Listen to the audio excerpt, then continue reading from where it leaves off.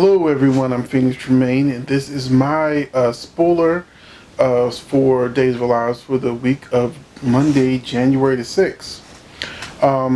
First, if you haven't done so, please take a minute to subscribe. If you have subscribed, thank you very much. Really do appreciate it. Please hit that like button, because every time you hit that like button, lets YouTube know this is a good video for soap fans, so they can become soap fam. Here we go. Monday, January 6th, Evan and Sunny share a kiss. Caleb presses Steve to tell her about the woman he loves.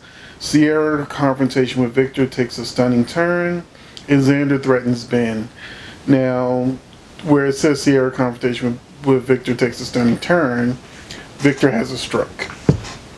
On Tuesday, January 7th, Eli questions Lonnie about why she threw the rock through Gabby's window. Kristen uses Gabby to get what she wants. Xander blames Ciara for Victor's medical crisis. Brady learns about Victor's condition.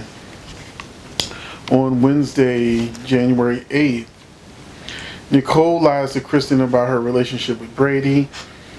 She tells her that they're a couple. Lonnie confides in JJ, who offers his help. Gabby tries to cover her tracks with Eli, and Kate warns Will about Evan. Thursday, January 9th, Kristen is thrown when someone unexpected shows up on her doorstep. Brady decides to go along with Nicole's ruse. Xander wants Ciara to stay away from Victor, and Jack rips into Steve. On Friday, January 10th, Ciara delivers bad news to Ben. Justin urges Victor to do the right thing.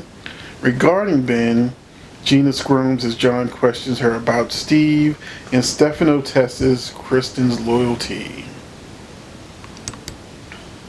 Now, next I'm going to give you the bulk spoilers for Days of Our Lives for the week of Monday, January 6th. This just tells you everything that's going to happen in the week, but it doesn't tell you the order it'll happen in. Here we go. Eli asks why Lonnie attacked the Gabby Chic shop. Caleb wants the identity of Steve's love interest. Kristen up her game, but she does not do it calmly. Judgmental Jack gets a strange reaction from Steve and realizes his brother is not quite himself. Xander has a sinister message for Ben. Ciara takes on Victor to save the man she loves. Justin appeals to Vic, unaware of any cover-up. Ciara bawls and begs Victor to wake up. Xander provokes Ben into attacking him. The Greek tycoon has suffered a stroke and needs an operation. Xander pulls rank. Maggie prays. Gabby tells Eli a big lie. An offer comes with a condition. Brady and Nicole make believe a family secret is about to blow up. Kayla pours out her heart to Marlena. Gabby is double-crossed by Kristen. Sonny still does not know Evan like he thinks. Evan looks at Rafe's secret notes. Chad and Abigail get romantic. Sonny and Evan kiss. Xander accuses Ciara of making Vic sick.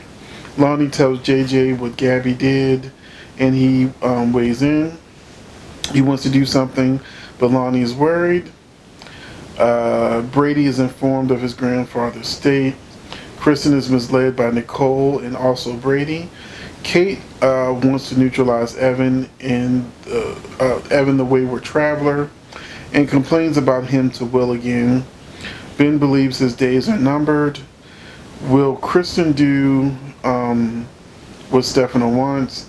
And John corners Gina, seeking the truth about Steve. So those are the bulk spoilers for Days of Our Lives. And I just want to get a little bit of commentary on this week that passed.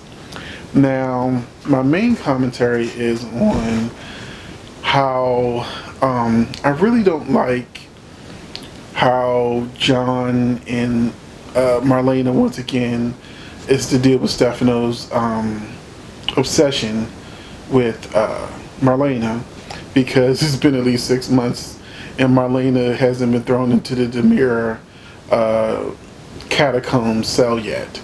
So ever since I watched the show, like every 3 to 6 months it seems Marlena's getting kidnapped or shot or ends up in the hospital.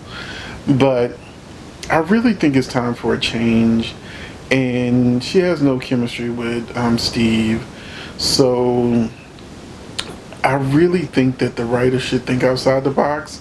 So what I'm going to do is throw this out there in case Ron is listening and never sees this video. You never know.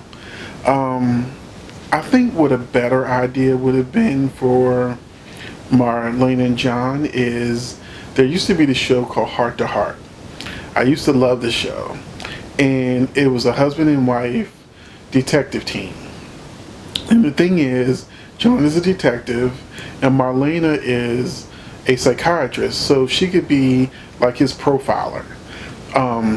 We could get that love in the afternoon again without some sort of love triangle, quadrangle, or anything like that. Marlena loves putting her nose in other people's business, so so she's the perfect person to help John as a private detective. That way, the fans can see them as a happily married couple. They still can get the danger, and you could actually have some fun with the characters. I think Marlena Deidre Hall is like 72, and John is 66. And I think now is a great time for them to just have fun with their characters. I'm not saying put them out the pasture, of course. I'm just saying have fun with the characters, even on One Life to Live. You know, those moments where Bo and Nora just went out and danced. You know, it was just fun to watch them having fun. And I think that's what we need with characters like Marlena and John, because the fan loves the couples. They hate when they're torn apart. So why not give them adventures together like they used to do in the 80s and 90s on soaps? You know, couples didn't get married and then automatically break up, or get married or automatically end up in a love triangle. You know, even General Hospital, Luke and Laura going on adventures in Frisco and Felicia and all these different people. You know, we actually got to see them having fun with each other. And you still had the action, the adventure, the danger. I could stand for Marlene to get kidnapped again if I knew that it wasn't something I had already seen before, many, many times before. But if it was in that heart-to-heart type situation, I think it'd be much more fun. What I would have done if I was the writer of this particular storyline with Steve coming back as Stefano, I think that there's enough Steve inside of Stefano that I would have made him obsessed with Kayla. And Kayla has already moved on with Justin, so I would have her resisting at first, because as soon as they get in the room, Kayla and Patch, they Mary Beth and him, they immediately have instant chemistry. It's undeniable. It's just not there with Justin. So I would have her resist a little bit because she's mad he's been gone, and he just sent her divorce papers or whatever.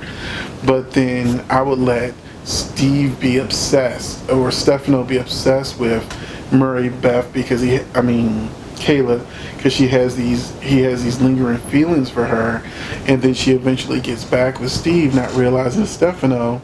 And I would have her sort of like in a sleeping with the enemy type storyline that's very dangerous, to be that close to someone like as villainous as Stefano, and that he would do things like try to kill Justin, try to take over Demira, maybe even go after Chad and Kristen if they get in his way or something like that, just to shake things up. And so we would get Stefano trying to get Demira and Steve, while he's got Kayla by his side, who doesn't understand how that the man that she loves isn't quite the man she loves. I think that would have been a much more interesting story, because you still get Patch and Kayla, they still have the chemistry, and eventually the real Steve would come out, you know, and Stefano would kind of be like a multiple personality that he's got to keep down because of that chip or whatever. So I think that would have been a much more exciting story for the fans. And I wouldn't have killed Adrian. Definitely wouldn't have killed Adrian. I would have had her in a story with Justin, just a whole completely different story. So, you know, it could have went a lot of ways. I had to think about that Justin and Adrian's story, how I would have done that. But I like the time jump. There's different parts of it I like. I I wouldn't have Gina going after John again. It doesn't even look right at this point. I would have had her, you know, maybe falling for Xander. Good Lord. You know, could you imagine Xander and Bad Boy Xander and Bad Girl Gina actually, you know, doing stuff and kind of falling in love, and with Sarah pushing him back and forth. Even though I love Sarah and Xander, it would have been a good triangle for Sarah, Xander, Gina, and then for Gina to go away when that story's over, and have Kristen have lingering, or I'm sorry, Hope have lingering feelings for Xander, that, you know, because she just liked Ted, so she doesn't mind a bad boy. And that could have been interesting to see Hope and Xander and even Rafe in that equation. So that's just a glimpse of the directions I would have went in if I was the person writing this time jump. But tell me what you think. Do you think that you would have enjoyed my version of the stories more? Or are you just happy with the way they are now on TV? So thank you for watching. I'm Tremayne, and I will see you in the next video.